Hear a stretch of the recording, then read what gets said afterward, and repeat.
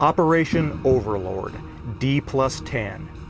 Having encountered isolated elements of the German 914th Infantry Regiment deep within an American-controlled sector of the Normandy battlefront known as La Val d'Allemont, Company B has been tasked with engaging and eliminating this piecemeal force of stranded Wehrmacht units. For all intents and purposes, this normally serene French countryside is playing host to what will become one of the most fierce and unanticipated battles of the day. Over the course of the next few minutes, Albeit will witness more sustained combat and casualties across the whole of the battlefield than at any other time during the battle. The fire and counterfire between Hill 146 and Point Andy is ramping up in ferocity and is about to reach its zenith, while the duel between Point Amos and the hamlet is also at a crescendo. The time is 10:37 hours. Within the community farmstead of Albeit itself, the long-range small arms fire from both Hill 146 and Point Amos has proven to be too much for the stragglers to withstand. The gallant 1st Mortar Crew finally suffers its first casualty and abruptly ceases fire onto the east bluff. Likewise, the sustained spray of GI lead summarily rattles Teams 3 and 4 before they can ready their respective weapons for action. As a result, all three sections pack up and simultaneously scramble for cover behind the hamlet's southernmost stone wall. However, even this proves to be insufficient cover. Their fire mission is momentarily interrupted. Regardless of this turn of events, the final mortar rounds launched by 1st Team begin detonating atop Point Amos. The effects on 3rd Platoon are immediate and staggering. Caught in the middle of the impact area, 1st Squad is ultimately reduced to a complement of only 4 men, 1/3 of its actual combat strength. In addition, the platoon's commanding officer is also struck by flying shrapnel and is incapacitated. Fearing the likelihood that more explosives might fall onto their position, combined with the loss of so many squad mates, not the least of which being their CO, most of the platoon promptly abandons the crest of the bluff. About this same time, the lone survivor of the MG-34 section once again regains his nerve and returns to the hamlet.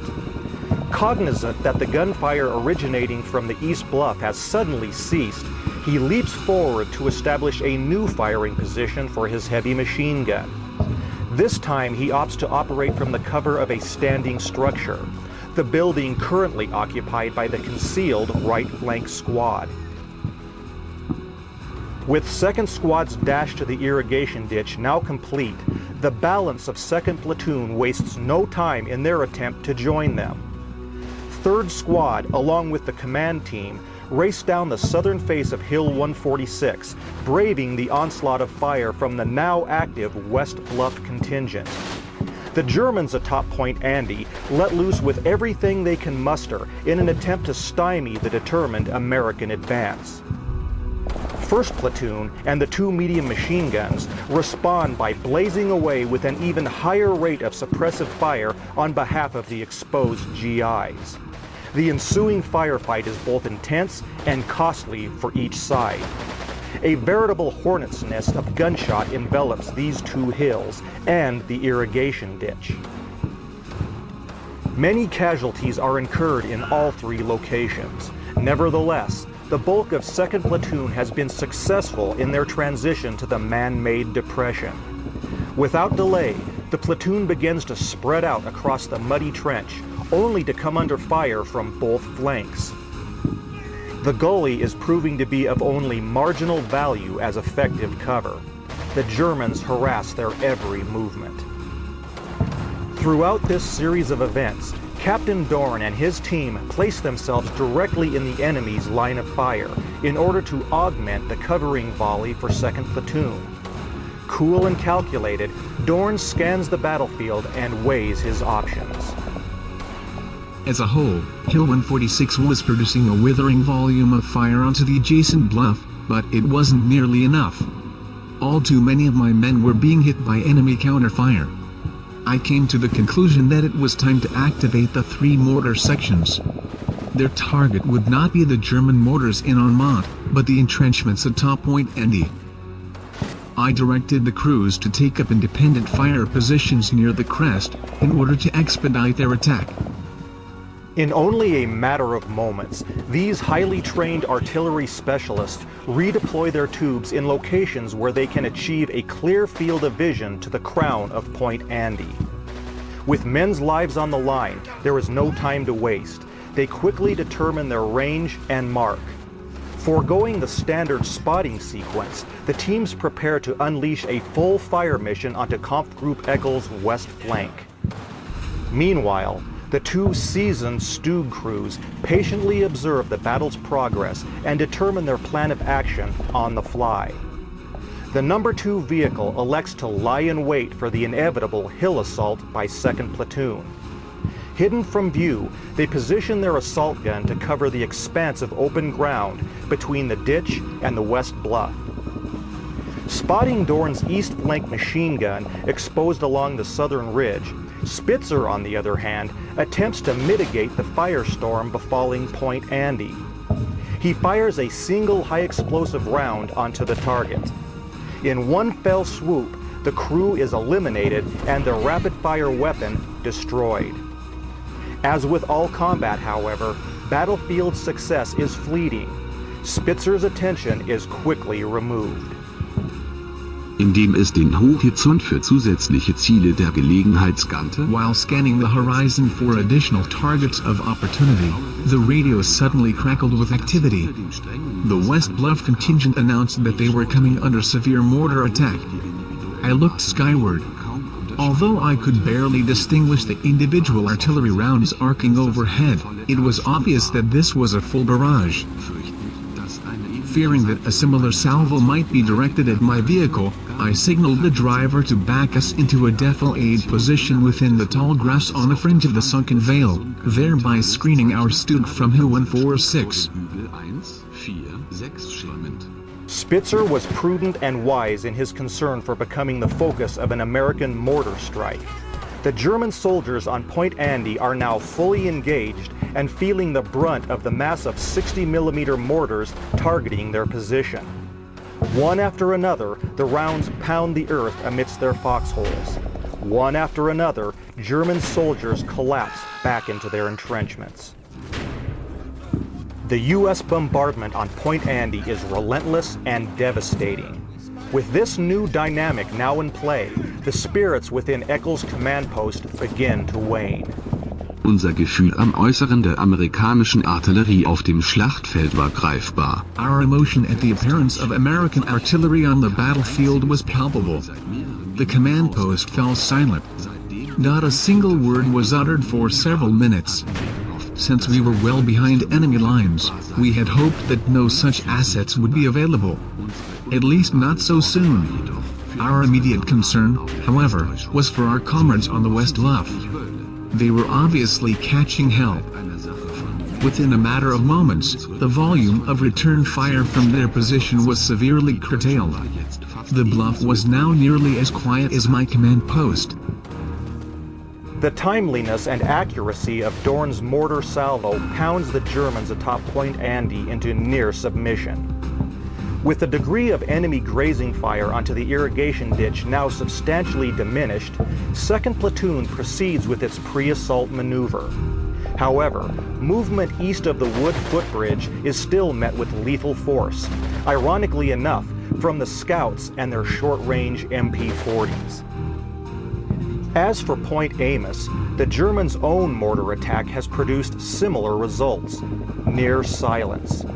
Much of 3rd Platoon has either become casualties or otherwise left the southern ridge for safer ground on the reverse slope.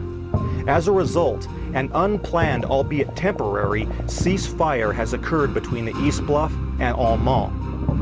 The only activity present on the hill at this point is the widespread employment of medical aid to the many wounded soldiers. This includes the platoon CO, who is now incapable of providing any sort of command leadership. Upon being informed of this state of affairs, Captain Dorn directs Lieutenant Campbell to take command of 3rd Platoon and to reorganize the men for the next phase of battle. The XO's first act is to assign a single squad to overwatch duty, while the balance of the platoon licks its collective wounds and mends its combat courage. In the Vale, Lieutenant Spitzer detects the Overwatch squad and elects to engage them. Trotz dort sehr kleine Chance zu sein, dass mein Stug einen Erfolg auf den Feind. Despite there being very little chance that my Stug would score a hit on the enemy soldiers lying prone along the ridge line, I fired a high explosive shell in their direction anyway, if for no other reason than to get their undivided attention. Get their attention it does. Although the round sails over the crest, missing the bluff altogether, the sheer size and velocity of the shell has its own effect. Sonic compression from a near miss incapacitates yet another member of 3rd Platoon. About this same time, Campbell receives a radio message informing him that 4th Platoon will make an attempt to retrieve the casualties and belt ammunition left behind by the destroyed machine gun on Hill 146. However, this will put those soldiers at risk of further attack from Spitzer's Stug. Therefore, the scout jeep is directed to recrest the apex of the dirt road and draw the attention of the assault gun. They are successful in this endeavor. The recovery team is unimpeded in their task. Atop Point Andy, American 60mm mortars continue to drop all about the crown of the bluff. Despite this rain of steel, the West Bluff contingent desperately attempts to engage 2nd Platoon in their slow crawl up the west slope of the field irrigation ditch. Inevitably, additional German soldiers fall victim to the exploding shells not long after rising from their foxholes. At this point, most of the survivors choose to abandon their entrenchments and retreat further into the woods. For 2nd Platoon, Dorn's metal shower onto Point Andy brings a welcome relief from the extreme heat of enemy fire. Their deliberate transition continues, hindered only by the mud. With the suppression of Point Andy and apparent success, Captain Dorn repositions himself to the apex of Hill 146 and promptly turns his attention back to the Vale. Now that the predicament facing the troops within the irrigation ditch was somewhat alleviated, it was necessary to take an accounting of the overall situation and modify the plan. I began by ordering the bulk of 1st Platoon to pull back from the crest of the hill. In so doing, there would be less chance of inviting a renewed response from the shell-shocked enemy troops on the West Bluff, as well as more opportunity to recover our many casualties. Besides, the mortar bombardment would continue as planned in order to soften up Point Andy for the pending hill assault. Once this task was underway, I refocused my thoughts and my eyes onto Unmod. Initially, there was no activity to be found.